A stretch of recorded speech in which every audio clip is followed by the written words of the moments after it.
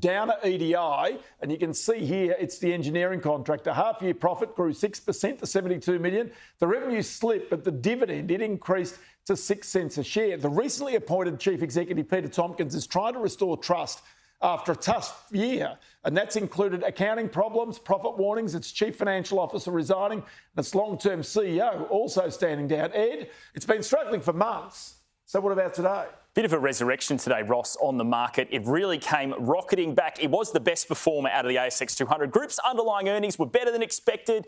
It jumped 11.2%. Wow, that's a pretty good result, you're going to say. So 7 and also Downer are pretty good. So the financial services company, one of Australia's oldest companies, is AMP.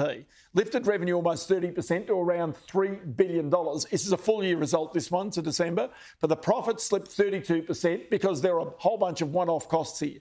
The Chief Executive, Alexis George, is targeting $120 million of cost reductions this year and has pledged to return an extra $295 million to shareholders via dividends or share buybacks. So those shareholders have had to be pretty patient here, I've got to say. It's been a rough time. It's been a long time. Shareholders loved it today. AMP was up sharply. Investors clearly happy with the prospect of bigger capital returns and those cost cuts. Its shares are now above $1. Remember, a long way, though, from $14 per share they were priced at all the way back in 2001, Ross. Yeah, it's interesting, Ed. Right, I want to go to another one. One of the biggest trans-Tasman building companies is Fletcher Building. It's going through an absolute upheaval. It lost 120 million New Zealand dollars in the half year. It's going to sell the struggling TradeLink plumbing supplies business here in Australia. It's also written down the value of that business by 122 million New Zealand. Its long-term chief executive, he's been there about 7 years, is Ross Taylor. He's resigning, along with the chairman, Bruce Hassel. They're both walking the plank.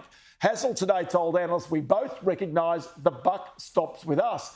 And we explained earlier this week that Taylor was likely to resign. He said it hasn't been a great time for shareholders. That's kind of an underestimation, isn't it? That's an underestimate. And you can see here the share price reaction. They got crunched. Not as bad as GrainCorp, which we'll get to later, but you can see Fletcher Building were down about 8.75%.